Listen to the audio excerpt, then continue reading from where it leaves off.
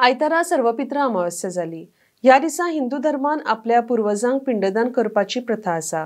साखळे हरवळ्या रुद्रेश्वर देवस्थान आसा, थंयच कुशीक मोक्षधाम आसा। ह्याच सुवातेर हरवळेचो फामाद धबधबो आसा, जे पर्यटक येतात। हे गोंयांतले मोक्षधाम स्थान आसा, जे व्हड प्रमाणात गोंयभरचे लोक येवन पिंडदान करतात। RDX Goa bureau report. नमस्कार, माझं नाव पराग संतोष शेंडेकर। मी हरवळ्याचा इथे एक भटजी। तर आज आहे सर्वपित्री अमावास्या। तर सर्वपित्री अमावास्येचं वैशिष्ट्य असं आहे की हा आहे महाळवस। हा महाळवस म्हणजे काय, तर कन्यागती सवित्री, म्हणजे जेव्हा सूर्य हा कन्या राशीमध्ये जातो आणि कन्या राशीतून तुळा राशीमध्ये आणि तुळा राशीतून वृश्चिक राशीमध्ये असे साधारण 2 महिने, ह्या 2 महिन्यामध्ये हा महालय पक्ष असतो। पण त्यातले हे 15 दिवस महत्त्वाचे काय आहेत, तर ह्या 15 दिवसामध्ये आपल्याला सर्वांना माहिती असेल महाभारत, आणि महाभारतातलं कर्ण सगळ्यांना माहिती असेल। जेव्हा कर्णाचं अर्जुनाबरोबर युद्ध झालं आणि कर्णाला त्या ठिकाणी मारण्यात आलं, वध झाला कर्णाचा, तेव्हा कर्ण हा वीरगती प्राप्त झाली आणि वीरगती प्राप्त झाल्यामुळे त्याला स्वर्गलोक प्राप्त झाला। आणि स्वर्गामध्ये गेल्यानंतर त्याने त्या कर्णाने आपल्या आयुष्यामध्ये भरपूर दानधर्म केलेला। त्या दानधर्माच्या प्रभावाने त्याला त्या स्वर्गामध्ये स्थान मिळालं। स्वर्गामध्ये गेल्यानंतर काय घडलं, तर त्या ठिकाणी त्याला भोग नावाचा देह मिळाला। स्वर्गामध्ये गेल्यानंतर भोग नावाचा देहच मिळतो सगळ्यांना। तर त्या ठिकाणी त्याला तहान लागली, भूक लागल्यानंतर त्याने त्या ठिकाणी असणाऱ्या सेवकांना सांगितलं की मला भूक लागली, मला तहान लागली, मला अन्न द्या, मला पाणी द्या। तर त्यावेळी त्या सेवकाने त्याच्यासमोर आणून ठेवलं सोनं, आणि सोनं आणल्यानंतर त्याला समोर प्रश्न पडला की मला भूक लागली तर मला द्यायला हवं अन्न, तर अन्नाच्या ऐवजी सोनं कसं ठेवण्यात आलं। म्हणून त्या ठिकाणी कर्ण उठून इंद्रदेवाकडे तक्रार करण्यासाठी गेला।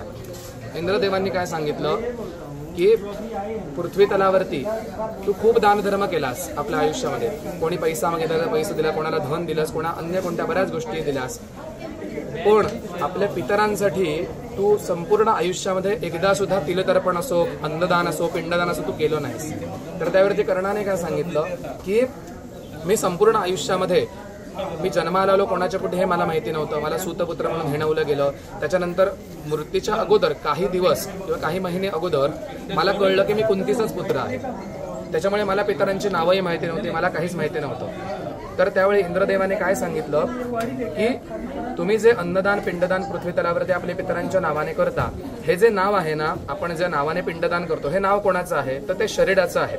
शरीर सुटलं की नाव संपलं, आत्म्याला नाव नाहीये। प्रत्येकाचा आपला आत्मा आहे हा काय आहे, परमनंटली आहे, पण हे शरीर आहे हे टेम्पररी आहे, म्हणजे नश्वर आहे।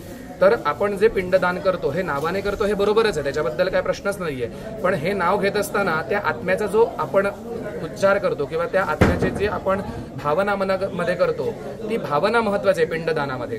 तर म्हणून त्यानंतर हे सगळं ऐकल्यानंतर इंद्रदेवाने त्याला सांगितलं की तू पृथ्वी तलावरती जा आणि अन्नदान पिंडदान कर। तर ते हे 15 दिवस, ह्या 15 दिवसासाठी कर्ण पुन्हा पृथ्वी तलावरती आला। गयेला जाऊन त्याने 15 दिवस श्राद्ध, अन्नदान, पिंडतर्पण, ब्राह्मण भोजन वगैरे केलं, आणि त्यानंतर हे 15 दिवस स्पेशल झाले। आता जे आपण इथे बघतोय हे गुरुजी इथे पिंड करतात। हे पिंडदान 2 प्रकारे केलं जातं, म्हणजे वेगवेगळ्या पिठाचे पिंडदान असतं। एक आहे भाताचं केलं जातं, एक आहे सातूचं, पण ते विविध इंटेंटसाठी आहे, ते वेगवेगळ्या प्रकारे त्या सद्गतीसाठी आहे त्याप्रमाणे। तर आता आपण जे पिंडदान बघतो, ह्या पिंडदानामध्ये भात आहे, त्याच्याबरोबर तीळ घातले जातात, त्याच्यामध्ये मध आणि दही अशा सगळ्या गोष्टी घालून ते पिंडदान तयार केलं जातं। आणि पिंड याचा अर्थ काय आहे, एक शंकराचार्यांनी सिद्धांत सांगितलेला आहे पिंड या ह्याच्यासाठी। मृत्यूच्या अगोदर आपण प्रत्येकजण आईच्या पोटामध्ये होतो ना, तेव्हा आपला पहिला एक मांसाचा गोळा होता आणि त्याला नंतर अवयव तयार झाले, त्याला पिंड म्हणतात। आता सुद्धा आपण जन्माला आल्यानंतर आपल्याला एक नाव दिले कळण्यासाठी, आणि आपल्या शरीराला काय म्हणतात, एक हाडामासाचं पिंडच म्हणतात, आलं लक्षात। आणि मृत्यूनंतर सुद्धा हे पिंडदानच आहे, हे दाखवण्यासाठीचं प्रतीक आहे। पिंड हे गोल का केले जातात, तर आईच्या पोटामध्ये सुद्धा जो जीव असतो हा गोल असतो, ते जीवाचं प्रतीक आहे पिंड म्हणजे, आलं लक्षात। तर त्याच्यासाठी हे पिंडदान त्या पितरांच्या मुक्तीसाठी केलं जातं, महत्त्व त्याला आहे पिंडदानाला। आणि हे पिंडदानाची जी परंपरा आहे, म्हणजे हे शास्त्र आहे, हे आताचं नाही, हे रामायणामध्ये तुम्हाला भेटेल। प्रभू रामचंद्र जेव्हा वनवासाला निघाले, दुसऱ्या दिवशी राज्य मिळणार होतं आणि वनवासाला निघाले, तर त्यावेळी दशरथ राजाचं निधन झालं विरहामुळे। तर मोठा मुलगा या नात्याने त्यांचं जे पिंडदान हे वनवासामध्ये 14 वर्ष प्रभू रामचंद्रांनी केलंय। म्हणजे बघा, देव आहे, देवाची गरज नव्हती पिंडदान करायची, पण त्याने काय दाखवून दिलं आपल्या मानव जातीला की जे धर्मशास्त्र आपल्या ऋषीमुनीने आपल्यासाठी परंपरा जी निर्माण करून दिली ती लोककल्याणासाठी आहे, तर ती परंपरा कोणीही मोडू नये। तर त्याच्यासाठी ते पिंडदान फार महत्त्वाचं आहे मृत्यूनंतर जीवासाठी। तर हा मंगलदास नाईक या परिसरात राहिलेला एक नागरिक आयज सर्वपुत्र अमावास्या. सो आयच्या दिसाक सगळे आपले पुर्वजांक ह्या जाग्यार हे पवित्र स्थानाचेर येवन आपल्या पुर्वजांक पिंडदान करतात.